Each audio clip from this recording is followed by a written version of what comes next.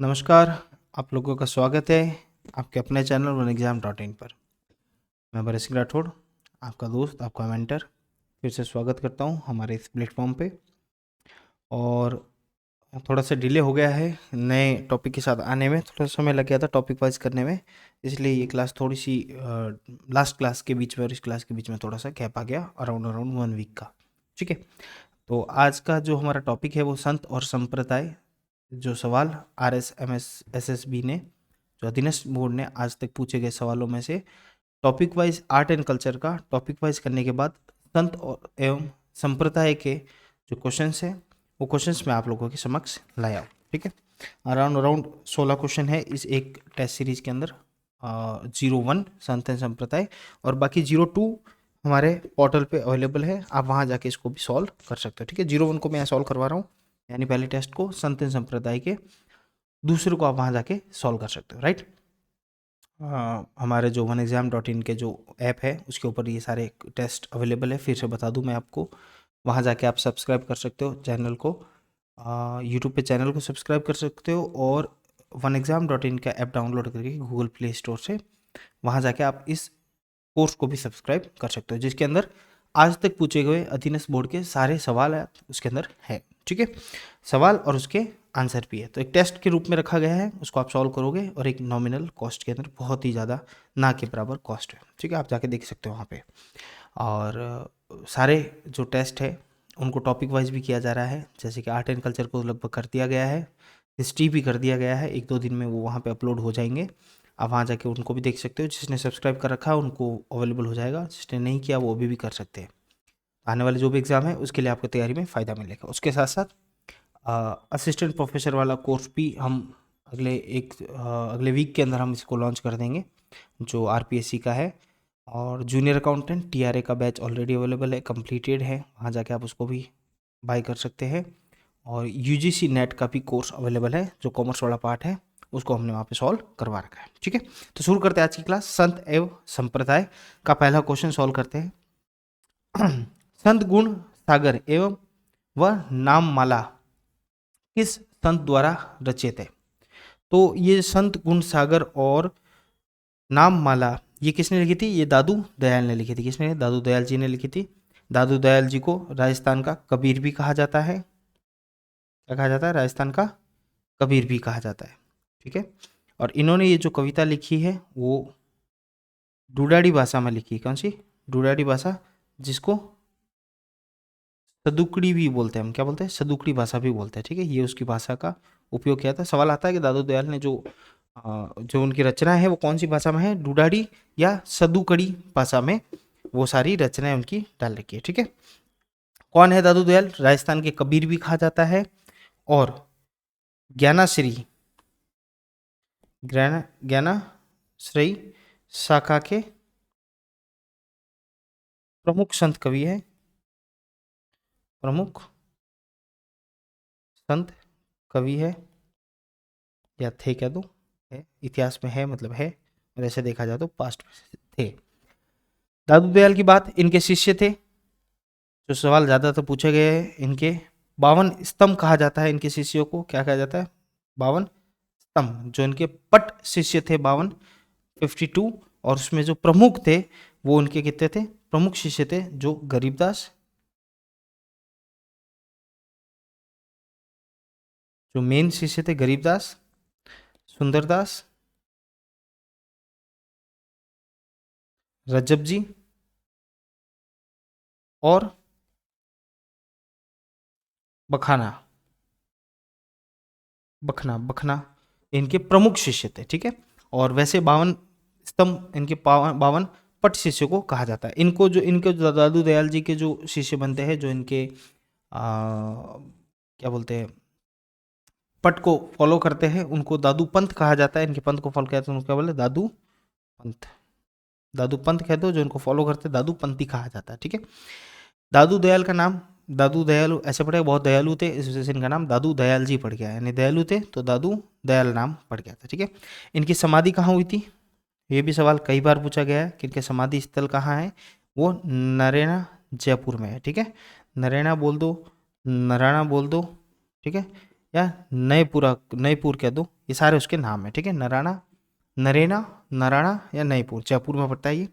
ठीक है, इनके जो उप संप्रदाय है दादू दयाल जी के, वो खालसा, विरक्त तपस्वी, उत्तरदे, खाकी और नागा। ठीक है, आगे जैसे बाएगा इसको भी अपन करते जाएंगे। ठीक है, ये इनके जो प्रमुख उप संप्रदाय है उनको आप याद रखना है एक एक ने, जैसे सुंदरदास है, गरीबदास है, रजब जी, बखना, इन्होंने अपने अपने उप संप्रदाय भी निकाले थे। ठीक है, जो इनका सत्संग स्थल होता है, जो इनका सत्संग स्थल होता है, सत्संग स्थल होता है, उसको क्या कहा जाता है? उसको बोला जाता है अलख दरीबा, अलख दरीबा। ठीक है, ये सवाल कई बार पूछा गया है कि दादू जी का जो सत्संग स्थल है उनको अलग तरीबा कहा जाता है, दादू जी राजस्थान का कबीर कहा जाता है। डुडारी भाषा सदुकड़ी में इन्होंने अपनी रचनाएं लिखी थी। संत गुण सागर एवं नाममाला इनकी ही रचना है। दादू पंथ है, दादू पंथ जो इनको फॉलो करता है उनको दादू पंथी कहा जाता है। समाधि उनकी नरेना जयपुर में, नराना जयपुर में है। 52 स्तंभ इनके जो शिष्य थे, तो 52 इनके पट शिष्यों के नाम पे 52 स्तंभ कहा गया है। इनके प्रमुख शिष्य थे गरीबदास जी, सुंदरदास जी, रजब जी और बखना। ठीक है, और दादू जी के बारे में क्या बताऊं? फतेहपुर सीकरी के अंदर वहां अकबर से मिले थे बाबूजी, दादू दयाल जी अकबर इनसे मिलने आए थे दादू दयाल जी से। कहाँ पे? फतेहपुर सीकरी के अंदर। वहां अकबर ने इनके प्रवचन सुने थे, उनके उपदेश ग्रहण किए थे और काफ़ी उनसे प्रेरित हुए थे, और दादू जी को काफ़ी मान सम्मान भी दिया गया था। ओके, तो ये दादू जी की बात होगी, दादू दयाल। संतों में इनका भी नाम सबसे ऊपर है, राजस्थान का कबीर कहा जाता है। नेक्स्ट, निम्नलिखित में से कौन सा नृत्य जसनाथ जी संप्रदाय के अनुयायी द्वारा किया जाता है? जसनाथ जी संप्रदाय के अनुयायी द्वारा किया जाता है। जो जसनाथ जी संप्रदाय है बीकानेर के अंदर, जी बीकानेर के अंदर कत्रियासर कह दो, बीकानेर के अंदर कत्रियासर है जो इनका मेन जसनाथ संप्रदाय का मेन पीठ है। जहाँ पे वहां पे किया जाता है अग्नि नृत्य, यानी जसनाथ जी संप्रदाय के जो अनुयायी है वो अग्नि नृत्य करके उस परंपरा को निभाते हैं। अग्नि नृत्य। और जसनाथ जी संप्रदाय के जो लोग हैं इनके 5 तो ठिकाने हैं, 5 ठिकाने हैं, 12 धाम है, 84 बाड़ी है और 108 स्थापना है। ठीक है, ये भी याद रखना। कितनी? एक बार देखो, 2 बार देखो कि याद हो जाएगी। 5 ठिकाने, 12 धाम, 84 बाड़ी और 108 स्थापना है। और जो जसनाथ संप्रदाय को फॉलो करते हैं वो 36 नियम फॉलो करते हैं। कितने? 36 नियम। 29 नियम किसके? 29 नियम जाम्बू जी के, और 36 नियम पालना जो करते हैं वो जसनाथ जी संप्रदाय के लोग होते हैं। कत्रियासर, कत्रियासर इसको ऐसे भी लिख सकते हैं, कत्रियासर को, कत्रिया सर। ठीक है, कत्रियासर बीकानेर के अंदर है। ठीक है, वहां पे ये अग्नि नृत्य किया जाता है। ठीक है, तो जसनाथ जी संप्रदाय याद रखना। नेक्स्ट, निम्नलिखित में से कौन से, ये 2018 में पूछा गया था, निम्नलिखित से किसे राजस्थान का कबीर के नाम से जाना जाता है? ये देखो 2018 में ये सवाल था, और जो मैंने फर्स्ट क्वेश्चन करा था वो भी 2018 कृषि पर्यवेक्षक का था, और ये आर्थिक अन्वेषक का था। ठीक है, तो एक जैसे चीजें पढ़ोगे दादू दयाल के बारे में तो ये सवाल कहीं ना कहीं रिपीट होते हैं। तो दादू दयाल जी को क्या बोला जाता है? राजस्थान का कबीर कहा जाता है। नेक्स्ट, जाम्बोजी जहां प्रवचन करते थे वो स्थान क्या कहला जाता है? जहां जाम्बोजी प्रवचन करते थे उसको सथारी कहा जाता है। क्या करता है? सथारी। गुरु जाम्बोजी कौन थे? गुरु जम्बेश्वर, गुरु जम्बेश्वर भगवान बिश्नोई के क्या है? बिश्नोई जो जाति है, बिश्नोई जाति है, उनके क्या है? संप्रवाय है संस्थापक, संप्रवाय संस्थापक है बिश्नोई जाति के। ठीक है, जिसको जाम्बोजी के नाम से भी जाना जाता है। और उनके कितने नियम थे? 29 नियम थे उनके। 29, 20 + 9 बिश्नोई कहा गया उनको, जो इनके नियमों को फॉलो करता है। सतारी कह दो या उनको कह दो साथरिया, दोनों नाम से जाना जाता है। समाधि स्थल, ठीक है, जहां प्रवचन करते थे उसको सतारी या साथरिया भी कहा जाता है। ठीक है, कौन थे गुरु जाम्बोजी? गोरखनाथ जी, गुरु जाम्बोजी ने गोरखनाथ जी से दीक्षा ली थी। ठीक है, ग्रहण किससे की थी? गोरखनाथ जी से की थी। इनका जन्म कहाँ हुआ था? जाम्बो जी का जन्म इनका हुआ था पीपासर गांव में। कहाँ पे हुआ था? पीपासर गांव में, जो कि नागौर में पड़ता है। पीपासर गांव नागौर में पड़ता है, वहां इनका जन्म हुआ था। और प्रमुख इनके ग्रंथ की बात करूं मैं, जिस पे सवाल आ सकता है कि जाम्बो जी के ग्रंथ, या ग्रंथ का नाम लिख के बोल दे ये ग्रंथ किसने रचना की थी इनकी, तो जाम्बो जी थे, वो थे जंप संहिता। कौन थे? जंप संहिता या विष्णुई धर्म प्रकाश, विष्णुई धर्म प्रकाश, या 120 वाणियां, वो भी इनकी ही रचना थी। 120 वाणियां इनके प्रमुख ग्रंथों में ये नाम आते हैं। कौन सी? जंप संहिता, विष्णु धर्म प्रकाश और 120 वाणियां। ठीक है, मुकाम, मुकाम आप जानते होंगे, काफी फेमस है मुकाम, जहां इनका मेला भरता है। कहां भरता है? मुकाम के अंदर मेला भरता है। ठीक है, और पवित्र पेड़ कौन सा है इनका? तो वो है खेजड़ी। कौन सा है? खेजड़ी इनका पवित्र पेड़ है। ठीक है, और समरातल दौरे जो बीकानेर के अंदर है, वहां पे गुरु जामेश्वर ने ज्यादातर अपने प्रवचन दिए थे। ठीक है, समरातल दौरे में। ठीक है, नेक्स्ट, सलमाबाद में निम्बाकारचार्य पीठ की स्थापना किसने की थी? तो वो की थी आपके परशुराम देव ने। किसने की थी? सलेमाबाद है उसके अंदर, सलेमाबाद कहाँ पे आ रखा है? सलेमाबाद अजमेर में आ रखा है। सलेमाबाद अजमेर में आ रखा है। वहां पे परशुराम देव ने, जो कि सीकर के थे, जो कि सीकर के थे, उन्होंने निम्बाकारचार्य पीठ की क्या की थी? स्थापना की थी। ठीक है, रूपनगढ़ नदी के पास। कहाँ पे? रूपनगढ़ नदी के पास, रूपनगढ़ नदी के पास, याद रखना। कि संग ये भी सवाल आ सकता है कि सलेमाबाद में या निम्बाकारचार्य पीठ की स्थापना किस नदी के किनारे हुई थी? तो रूपनगढ़ गढ़ के नदी के किनारे पे परशुराम देव ने इनकी क्या की थी? स्थापना की थी। ठीक है, वैष्णव संप्रदाय के हैं, 48 आचार्य हुए हैं इनके अंदर। राइट, तो ये चीजें याद रखना। ओके, नेक्स्ट क्वेश्चन नंबर 6, निम्न में से किसने गोरखनाथ से दीक्षा ली थी? तो जाम्बो जी, जस्ट अभी मैंने बात की, जाम्बो जी ने गोरखनाथ से क्या ली थी? दीक्षा ली थी। याद रखना ये बात, जाम्बो जी के बारे में बहुत कम लोग जानते हैं। गोरखनाथ जी से इन्होंने दीक्षा ली थी। 2019 में ये सवाल आ रखा है। ठीक है, नेक्स्ट, संत लालदास कौन? संत लालदास डैश के लिए अच्छी तरह से जाने जाते हैं। संत लालदास किस चीज के लिए जाने जाते हैं? संत लालदास सांप्रदायिक सद्भावना के लिए जाने जाते हैं। क्यों जाने जाते हैं? क्योंकि ये एक मुस्लिम होते हुए भी मुस्लिम धार्मिक पदोन्नति को नहीं मानते थे। उसके साथ साथ उन्होंने काफ़ी कुछ हिंदू और मुस्लिम ये दोनों की जो सांप्रदायिक जो लड़ाई थी धर्म की, उसको भी इन्होंने मिटाने की कोशिश की थी। ठीक है, संत लालदास जी, इनके जो प्रमुख ग्रंथ है उसको याद रखिएगा। उनके जो ग्रंथ है उनको याद रखिएगा। ग्रंथ क्या है इनके? ग्रंथ क्या है इनके? ग्रंथ है लालदास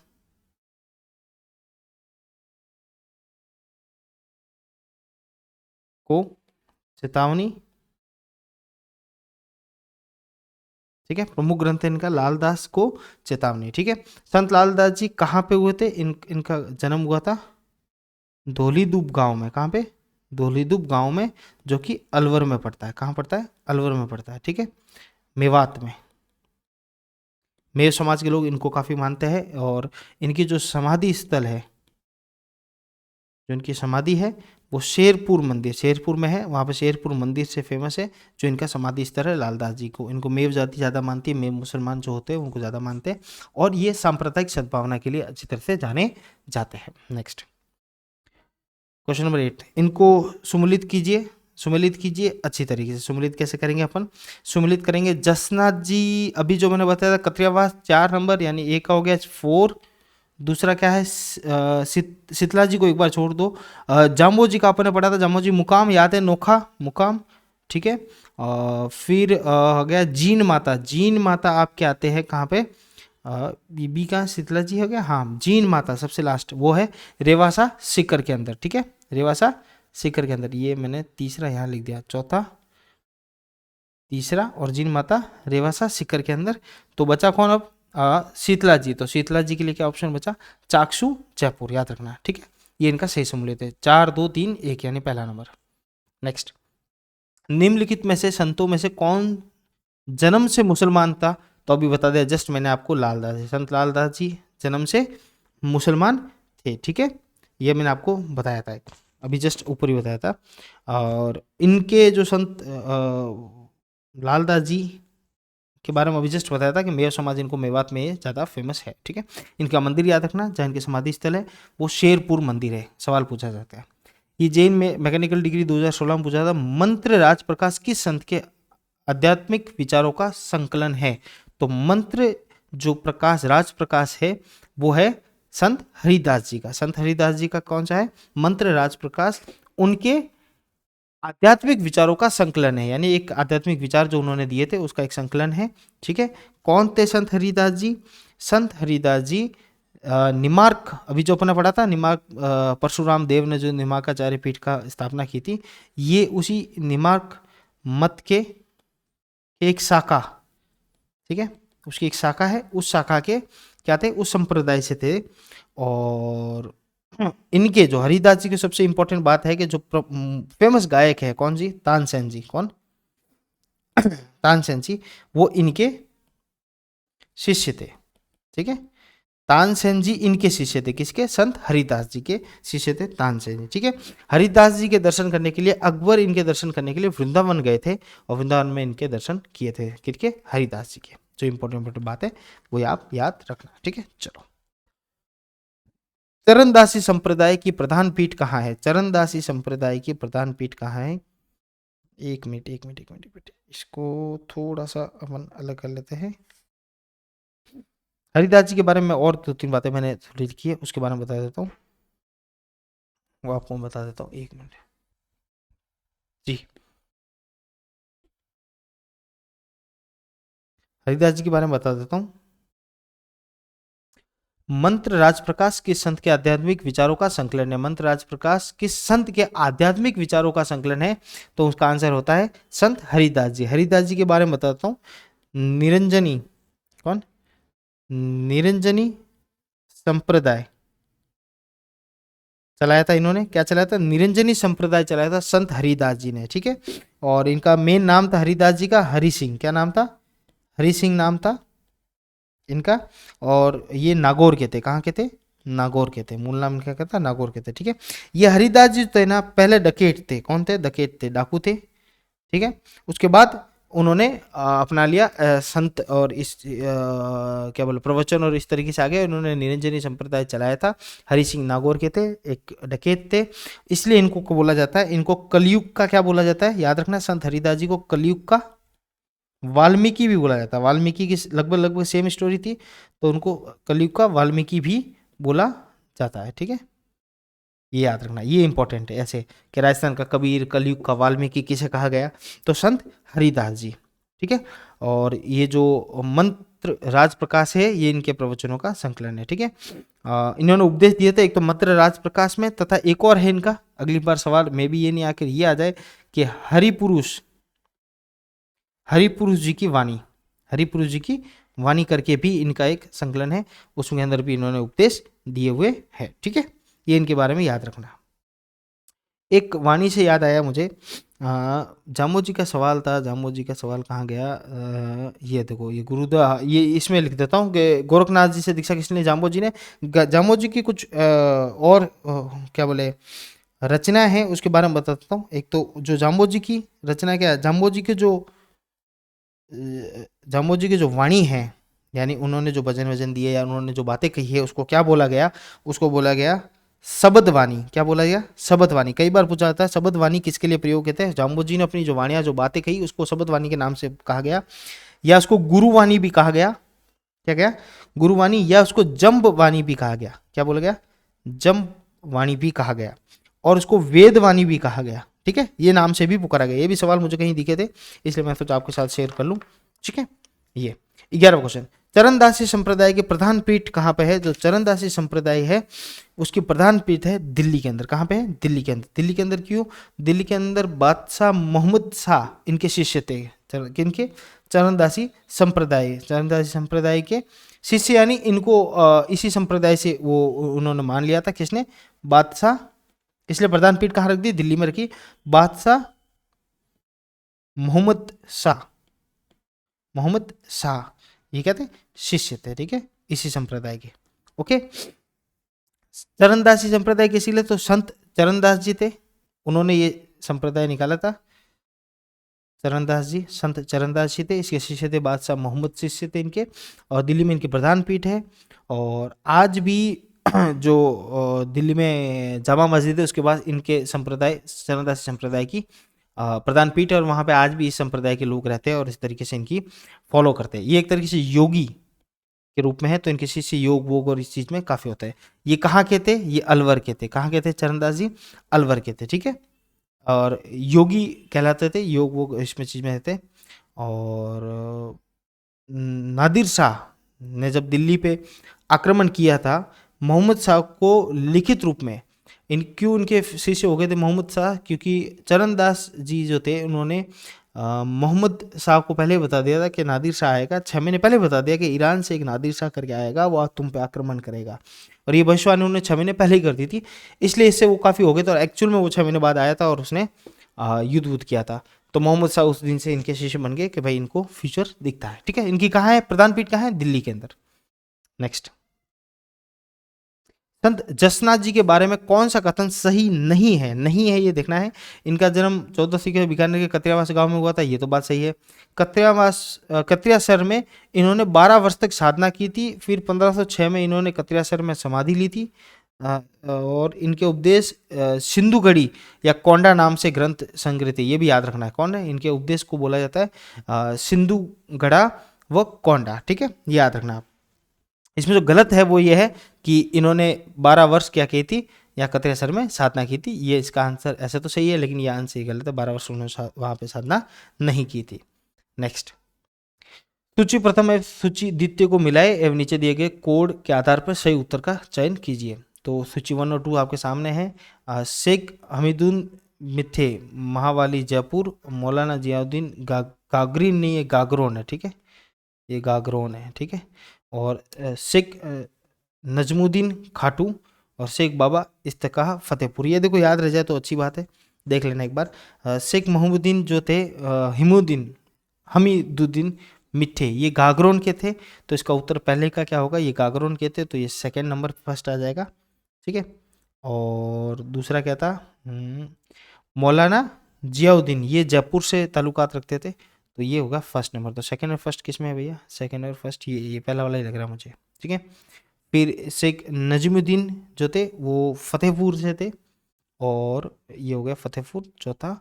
और फिर बचा कौन सा? एक ही बचा पहला, तो ये हो गया शेख बाबा इस्तेका कौन से? खाटू से थे, तो इसका आंसर ये है।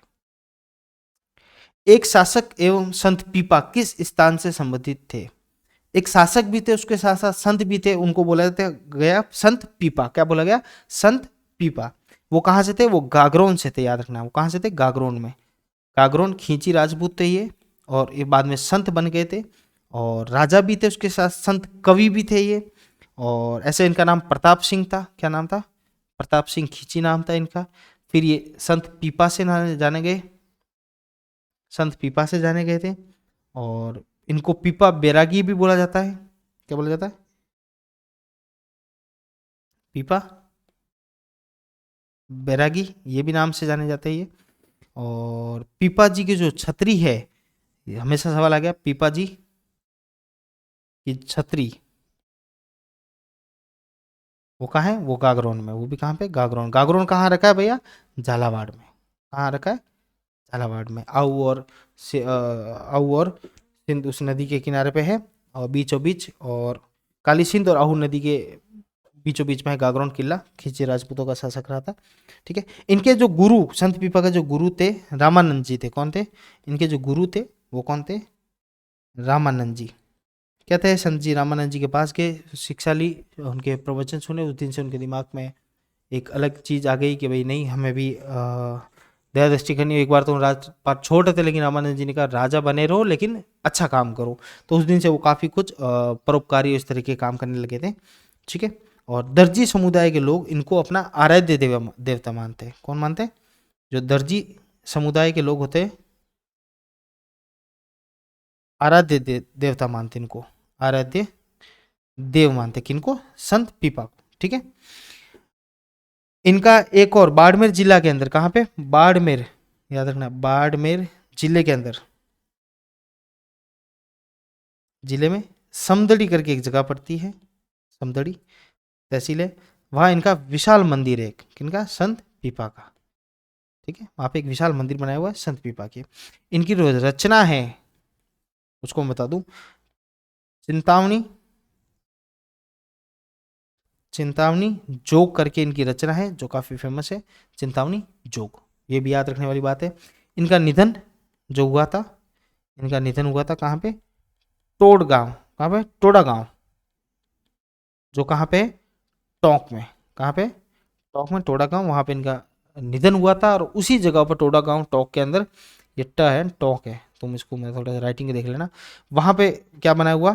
पीपा जी की गुफा, पीपा जी की गुफा, ठीक है, करके एक जगह फेमस है। पीपा जी की गुफा कहाँ पे? टोड़ा गांव, टोंक के अंदर, जहां इनका निधन हुआ था। ओके, ये सब बात होगी पीपा जी की। संत पीपा जी जो राजा व संत कवि दोनों थे, ठीक है, गागरों से ताल्लुकात रखे थे। प्रताप सिंह खींची नाम था।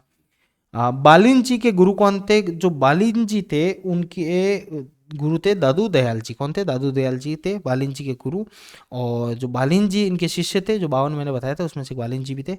और इनकी जो प्रसिद्ध रचना है बालिन जी की, वो याद रखना, आरिलियो। ये इनकी प्रमुख क्या है? रचना है, प्रसिद्ध रचना है आरिलियो। आरिलियो इनकी रचना बालिन जी की, ये दादू दयाल जी के शिष्य थे। कटे हुए कान तथा जटा निम्न में से किसका परिचयात्मक प्रतीक होता है? कटा हुआ कान और कटी हुई जटा किसकी? ने कटा हुआ कान और जटा, बहुत बड़ी बड़ी जटा, कटा हुआ कान होता था, तो ये किसकी है? ये जोगी होते हैं और इन्हें बोला जाता है औधड़ जोगी। क्या बोलता है? औगड़ जोगी, औगड़ जोगी, जोगी, ठीक है, जिनको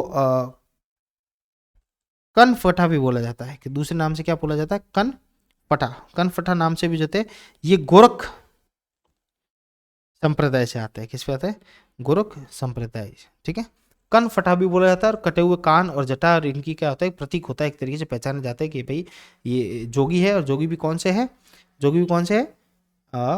कन फटा जोगी, ओगड़ जोगी, इनको बोला जाता है। ये 16 क्वेश्चन है, ये 2018 में पूछा गया सवाल है। 16 क्वेश्चन मैंने आपके सामने सॉल्व करा है संत संप्रदाय के पार्ट 1 का। पार्ट 2 अपने ऐप पे अवेलेबल है। आई होप ये जो सारी बातें, उसके साथ साथ जो बातें मैं आपको और भी बताता जा रहा हूँ, तो ये बातें भी सवाल में आ सकती है। और आने वाला एग्जाम में जब आप ये सारी वीडियोस देख के जाओगे, या इस तरह की टेस्ट सीरीज आप अटेंड 1 एग्जाम की करके जाओगे, तो आपके लिए आने वाले एग्जाम में बहुत ज़्यादा फायदेमंद रहेगा। ठीक है, धन्यवाद। आई होप मेरी जो कोशिश है वो आपके काम आए। आप नीचे कमेंट और लाइक अपना प्यार देते रहिए, ताकि मैं और मोटिवेट हूँ आगे से आगे वीडियो बनाने के लिए और आपके लिए और मेहनत करने के लिए। आरपीएससी के लिए एक टीम लग चुकी है, आरपीएससी के सवाल भी आ जाएंगे। अधीनस्थ बोर्ड के ऊपर हम काम कर रहे हैं। और आप जल्दी से जल्दी, किसी ने कोर्स नहीं सब्सक्राइब किया हुआ है तो आज ही कर ले हमारे oneexam.in के ऐप पर, जो कि गूगल प्ले स्टोर पे अवेलेबल है। ठीक है, बहुत बहुत धन्यवाद। मिलते हैं अगले टॉपिक के साथ अगले दिन। धन्यवाद।